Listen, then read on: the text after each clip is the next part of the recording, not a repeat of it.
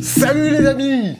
Alors oui, je vous le dis direct, ce smartphone est un smartphone comme je les aime. Design dans l'air du temps, on a un bel écran, une très bonne configuration technique, une belle polyvalence en photo, le tout à un prix ultra accessible, prix de départ 229 €. Realme, tu connais ou pas? C'est qui? C'est quoi? Bon, Realme, pour ceux qui ne connaissent pas, fait partie du groupe BBK. BBK où tu pourras trouver des marques telles que OnePlus, Vivo et Oppo. Donc, big group quand même. Realme, aujourd'hui, fait partie des acteurs principaux sur le marché indien, un des plus grands marchés au monde, pour ceux qui ne savent pas. Realme a ensuite débarqué sur le marché européen fin 2019 par la petite porte, mais la marque s'est fait remarquer, notamment avec des smartphones au rapport qualité-prix imbattable. Alors moi, je vous l'annonce direct les amis, je pense que d'ici un an et demi, la marque sera ultra reconnue en France. Alors, qu'est-ce qu'il a de si spécial ce smartphone pour que je l'approuve autant? Le premier point, la particularité de ce smartphone, enfin de cet écran, c'est qu'il va intégrer un taux d'affichage 90 Hz, donc plutôt pas mal. C'est vrai qu'on a l'habitude de voir un tel taux de rafraîchissement sur des smartphones tels que le Xiaomi Mi 10 Pro notamment, ou encore le OnePlus 8, qui sont vendus 2 à 3 fois plus cher. Donc intégrer un tel taux de rafraîchissement sur ce smartphone qui est vendu à 230 €, c'est plutôt pas mal. Pour activer le mode 90 Hz, du coup, il faudra vous rendre dans les paramètres d'affichage. Hop, affichage et luminosité, fréquence d'actualisation de l'écran, et voilà, vous pouvez passer du 60 au 90 Hz. Donc dans les faits, on va se retrouver avec un smartphone ultra fluide, la navigation au quotidien, franchement, ultra canon, on n'a aucun souci de ralenti entre les animations, bref, un petit régal.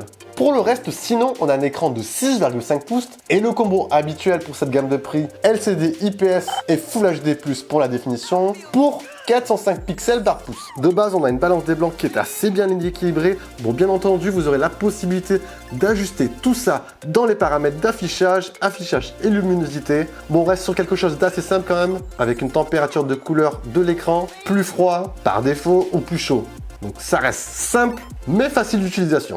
L'écran sinon affiche quand même un bon niveau de contraste, donc personnellement, lorsque j'ai regardé mes petites vidéos, que ce soit mes mangas ou des vidéos sur YouTube encore, honnêtement, c'est parfait. Après que ce soit de jour ou de nuit, le smartphone, je n'ai eu aucun souci avec, et franchement, ça a été un régal sur cet écran. Donc premier point, écran, je valide. Allez, si on reste sur celui-ci, les amis, on va retrouver à l'avant un petit capteur poinçon, en haut à gauche, qui fait bien sûr office de capteur selfie. Bon, pas forcément original, mais on reste dans l'air du temps 2020. On aura un smartphone sinon qui tient bien en main quand même, hein. On aura des bords arrondis, donc qui facilite cette prise en main. C'est un smartphone qui n'est pas très lourd. Au dos, on aura une couche de plastique qui ne fait pas du tout cheap, donc plutôt pas mal. Je vous laisse admirer au passage les petits reflets bleus, bleutés.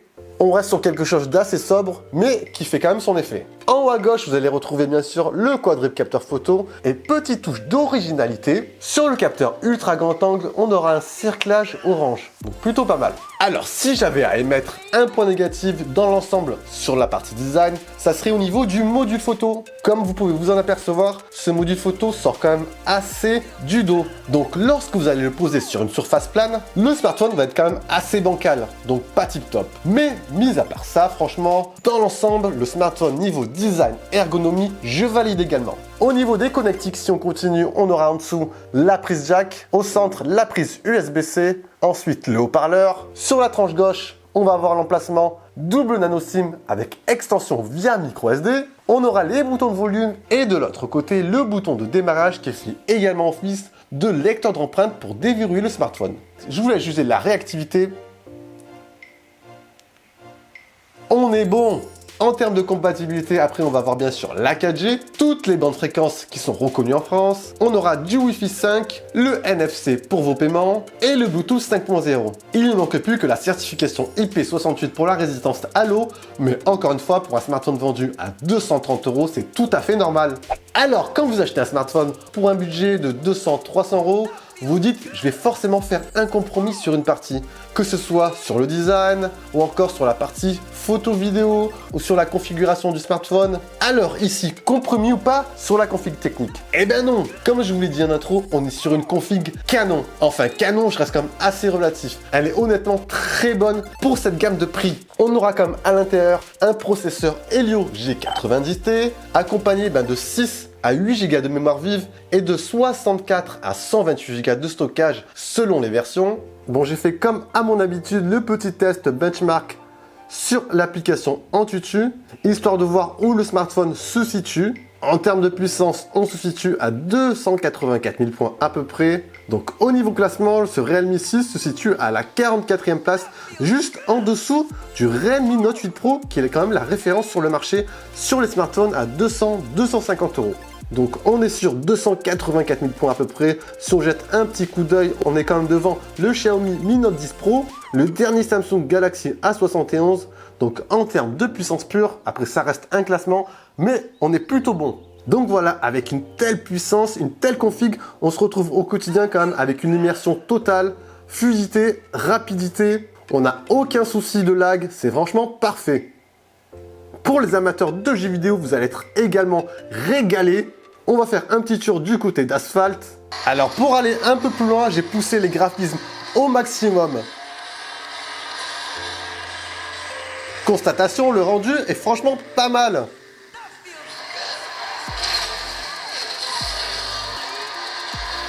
Du coup là on se retrouve sur PUBG, j'ai activé une fréquence d'image au maximum pour vous permettre d'avoir le visuel sur le rendu. Au niveau fluidité, on est plutôt bon aussi.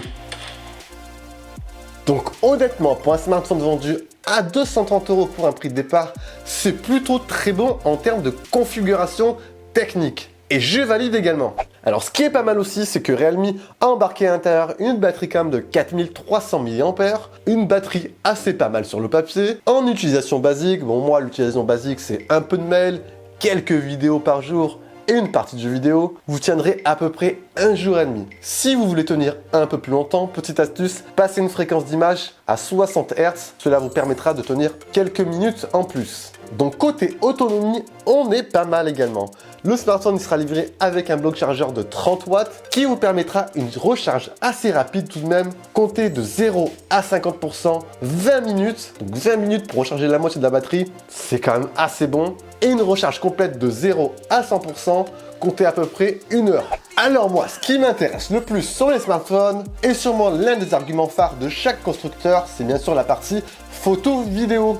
Bon, ici, on va voir à l'arrière un quadruple capteur photo. On va avoir un capteur principal de 64 mégapixels. On introduit bien sûr la technologie Pixel Binding, c'est-à-dire qui combine 4 pixels en un. Donc vous aurez nativement des photos prises en 12 mégapixels. Ce capteur aura une ouverture constante de f1.8, donc assez lumineuse quand même pour les clichés nuit. On aura ensuite un ultra grand angle de 8 mégapixels, un capteur pour le mode macro de 2 mégapixels et le dernier capteur pour la profondeur de champ. Alors dans les faits, ça donne quoi les amis?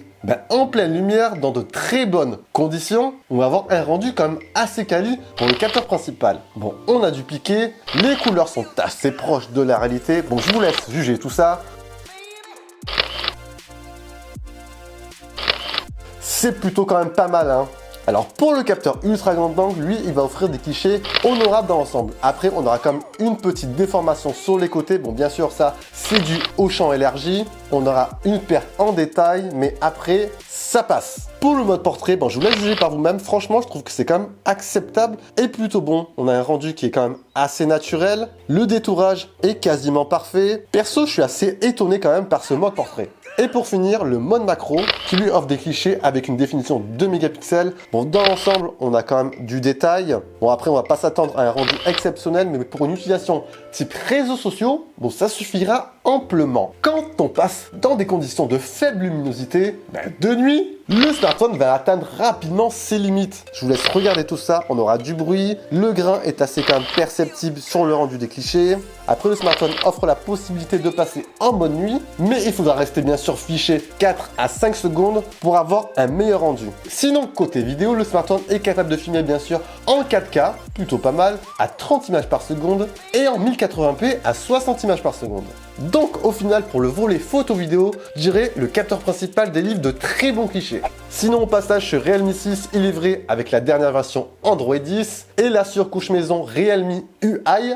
Bon, pour une surcouche assez récente, il y a quand même pas mal d'efforts qui ont été faits de la part de Realme. Globalement, on va y retrouver tout ce qu'on peut attendre de la part d'une surcouche. Un mode sombre, une navigation par geste. On va également avoir une barre latérale que vous allez pouvoir customiser, un tiroir d'applications, l'assistant Google. Bref, pas mal de personnalisation pour mettre tout ça à votre sauce. Alors au final, ce Realme 6, il cumule quasiment tout ce qu'on peut attendre d'un smartphone vendu à ce prix-là. Même, je dirais, un peu plus. On a un écran de 90 Hz, de très bonnes performances sur la configuration technique, on a une bonne polyvalence en photo, surtout très bonne pour le capteur principal, et une bonne autonomie. Il y aura certes quelques détails à améliorer par la suite, mais mis à part ça, ce smartphone, je pense qu'il vient directement se positionner à la hauteur de la référence du marché, le Redmi Note 8 Pro. Ce smartphone, bien sûr, il va s'adresser à des personnes qui sont à la recherche d'un smartphone vendu, autour d'un budget de 200-300 euros. Un smartphone, franchement, sans trop de compromis, quasiment bon sur tous les aspects, et des personnes, bien sûr, qui n'auront pas peur de s'aventurer sur une marque encore peu connue en France, mais qui, selon moi, a franchement un très bel avenir si elle continue comme ça. Et vous alors, vous en pensez quoi tout ça? Vous avez peut-être déjà ce smartphone? N'hésitez pas bien sûr à envoyer tous vos retours en bas dans l'espace commentaire. Voilà les amis, n'hésitez pas bien sûr à liker et partager. Vous savez que c'est vraiment important pour l'évolution de la chaîne qui est surtout la vôtre. Sur ce, c'était Jojo. Prenez soin de vous, je vous dis bien sûr à la prochaine. Ciao ciao.